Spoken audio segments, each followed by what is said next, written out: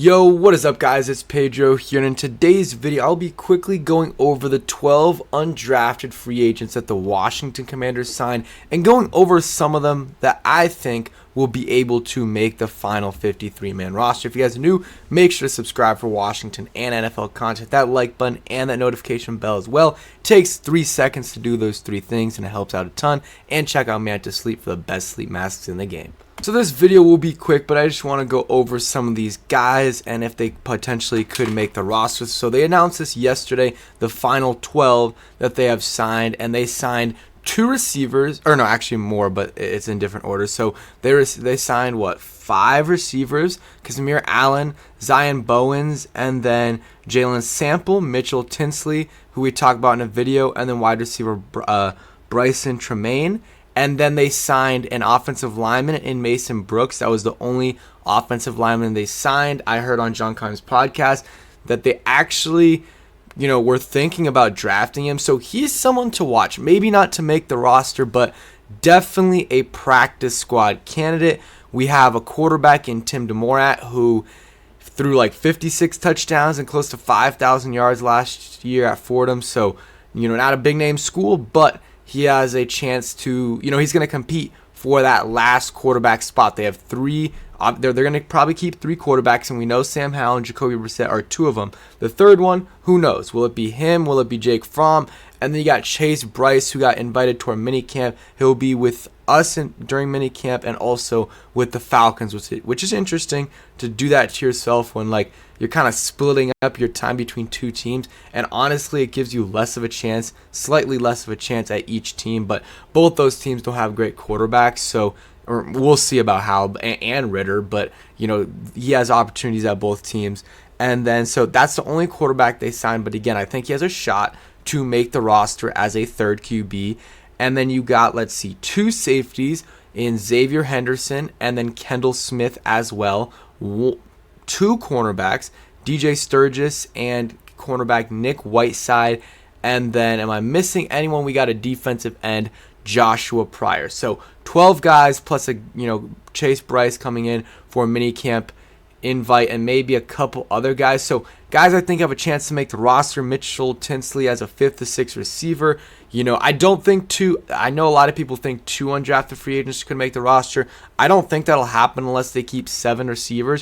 If they keep 6, I think it'll be Marcus Kemp or Dax Milne, and then an undrafted free agent, or just Marcus Kemp and Dax Milne. I think Mitchell Tinsley has a chance. And then also Kazmir Allen as a returner, he has a chance as well. Because here's the thing. Mitchell Tinsley's probably the best receiver out of this group, but in terms of who actually has the best chance to make the roster, I might say Kazmir Allen, because he has a shot to be a returner for the Commanders. I talked about him in a video, but I actually have his draft profile up here, right here, 5'8", 176 pounds, and then his stats. He's not really a punt returner, but maybe he could do that. But as a kick returner, average, I think, 27 yards per return in 2021, and then about 25 in 2022. So pretty good numbers right there. As an offensive weapon, not a ton at UCLA. You can see the best yardage he had was in 2022 with over 600 yards and 4 touchdowns combined between rushing and receiving. So he has a chance. They could use him a little bit like Curtis Samuel, but why do that when you already have Curtis Samuel and already have guys that can do that? So if he makes the roster, it'll be as a returner, whether punt returner or kick returner. He's already done it at a high level in college as a kick returner. Maybe he can be a punt returner, and he would be that last receiver on the roster that, okay, if someone goes down, hopefully it doesn't happen, knock on wood, then he can go in there, maybe play a little bit, but he'll be the last receiver on the roster. And then Mitchell Tinsley, again, he has a chance to make the roster as well. Played at Western Kentucky for a couple years, had great production in 2021 with Bailey Zappi, 1,400 yards and 14 touchdowns, then transferred to Penn State. Had a solid year. I think he could have stayed another year and maybe gotten actually drafted in the first 5 rounds, but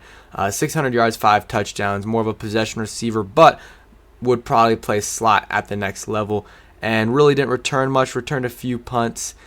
Yeah, actually returned 9 punts in the last couple years. So maybe he could be a potential receiver or a potential returner as well. That's something to consider for the Commanders. But those 2 out of the receivers are the guys I think have a shot to make it, and a lot of people have been talking about them. Cornerback, sorry, I just don't think. We already have a lot of DBs. We just drafted 2. You think about the corners, you've got Kendall Fuller, Benjamin St-Juste, who knows? Kendall Fuller might not make it, but for now, I'm going to say he makes it. Kendall Fuller, Benjamin St-Juste, then you got Emmanuel Forbes. Jartavius Martin is more of a corner, slash nickelback. So he's a lot of people say he's best suited as a corner. So that's another guy. And then you can throw in Cam Dantzler, Danny Johnson. Like, those guys are probably going to, and even like Tariq Castro Fields and Wild Goose, those guys probably have the edge over an undrafted free agent like Nick Whiteside or let's see, DJ Sturgis. And then safety, I don't think any of the safeties are making it. These guys are practice squad candidates. They can, you want to have DB depth on your practice squad for sure. So I think these guys could potentially make it as a practice squad guy. A lot of undrafted free agents do, but cornerback and safety, don't see any of these guys making it. So I don't want to get into, too much background into them because I don't think it's worth it. Let's see, O-line Mason Brooks. Think it'll be tough for him to make the roster. And let me actually just pull up his draft profile real quick so you guys can see. But I don't think he's going to make the roster. But, he's a very, very prime, practice squad candidate just because, again, the Commanders had a good grade on him. And who knows, maybe if he beats out some of these guys, he could make it. Played at Ole Miss. There wasn't an actual NFL draft profile on him, but he's about 6'5", 309 pounds. You guys can see some of his numbers there. Multi-positional lineman that plays with textbook fundamentals. You guys can see right here. They say ideal build for tackle, but probably going to play guard at the next level. That's probably what's going to happen. We'll see. You guys can see some of this stuff here. I don't want to read it too much because don't think it's a huge deal because we're talking about maybe a practice squad guy. Maybe he'll make the roster if things break the right way. Because you look at the team right now. Leno's making it. Nick Gates is making it. Tyler Larson's probably making it. That's 3. You got Sam Cosmi, Andrew Wiley. That's 5. Then you got the 2 draft picks in Braden Daniels. And then, who am I missing? Ricky Stromberg. That's 7. And then the next guy, Sadiq Charles, he probably makes it. That's 8. Chris Paul probably makes it. Larson.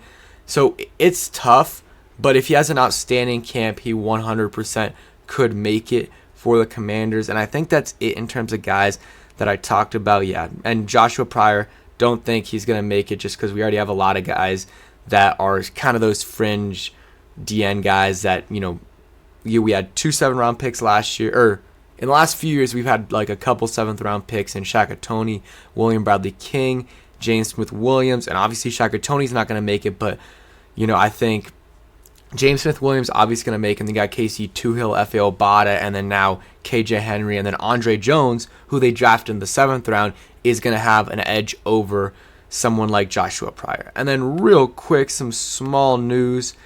Commanders have invited punter Colin Goodfellow, who was hurt while saving Kentucky's win over Missouri in November, to the rookie minicamp. Interesting right there. I don't think people need to freak out about something with Tress Way. It's just probably to give him some exposure and everything, and to get a punter in there for minicamp in case they want to try out some guys at return. I think it's a good idea if that's what they're trying to do. Broke his leg trying to save the day, and he did save the day. So I guess he's back and he's good to go. But I think that's a good story, and I think that's a good thing. Bring him in there, not only for him because he deserves a shot, but a chance to get some returners tried out. He's not pressing or pushing Tress Way for the spot, guys. Don't worry about that. So that's it for today's video. Hope you guys enjoy. If you did, hit that like button, subscribe if you guys are new, and peace.